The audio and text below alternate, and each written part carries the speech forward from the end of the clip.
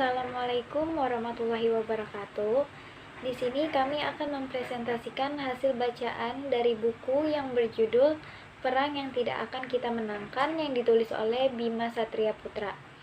Sebelumnya perkenalkan, nama saya Silpa Sabila. Jadi pada bagian 1 berjudul Lintasan Komet.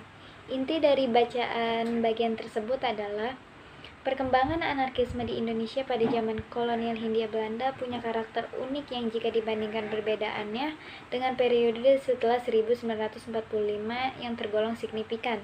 Semuanya dipengaruhi oleh kondisi historis pada waktu itu, antara perjuangan dengan kesadaran kelas, akumulasi rasa muak dan marah terhadap pemerintahan kolonial, penekanan untuk melakukan pemberontakan bersenjata, dan semakin munculnya wawasan kebangsaan.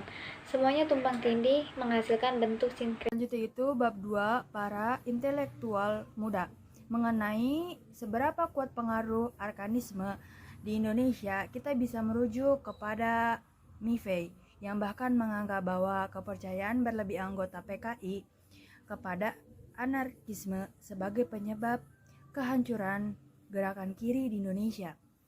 Maffei mengamati bahwa Serikat Rakyat, semacam organisasi massa di bawah kendali PPKI, memiliki kecenderungan anarkisme yang sangat kuat.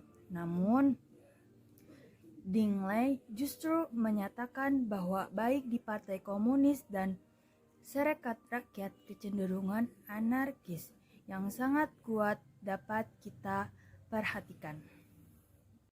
Assalamualaikum warahmatullahi wabarakatuh. Perkenalkan, nama saya Yusuf Fatur Rahman Yulanto dari kelas 12 IPS 4. Di sini saya akan membahas bab 3. Bab 3, dari ledakan ke ledakan. Untuk pertama kalinya, penentangan terhadap kelompok anarkis muncul dari mulut Semaun dalam Kongres PKI dan Simerah pada awal Maret 1923 di Bandung dan di Sukabumi. Semaun adalah yang pertama kali menentang aksi sabotase dan pengeboman oleh kelompok anarkis. Kongres yang akhirnya menegaskan bahwa garis partai adalah Marxisme dan Leninisme, setelah sebelumnya secara tidak jelas menyandung komunisme begitu saja. Inilah perpecahan pertama antara anarkis dan Marxis di Indonesia. Sekian.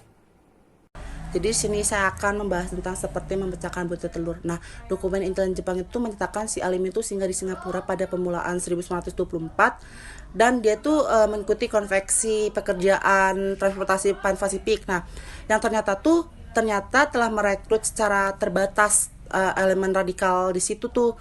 Nah, Singapura tuh menjadi salah satu tempat anarkisme berkembangnya dengan suhur pada masa.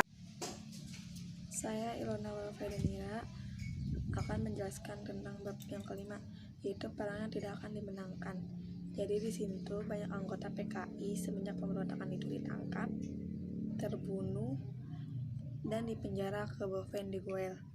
Di balik kegagalan ini tuh ada tuduhan serius bahwa golongan anarkis telah bertanggung jawab pada kehancuran gerakan kiri setelah pemberontakan 1926. Saya Akta Sepana. Bab 6, Jibaku. Sumpah Pemuda 1928 yang sangat patriotik menjadi tonggak utama dalam sejarah pergerakan kemerdekaan Indonesia. Disusul terbitnya Pledoi Soekarno yang berjudul Indonesia Menggugat, yang disampaikan dalam persidangannya pada 1930 dan segera menarik simpati rakyat pada masa ketika gerakan anti kolonialisme.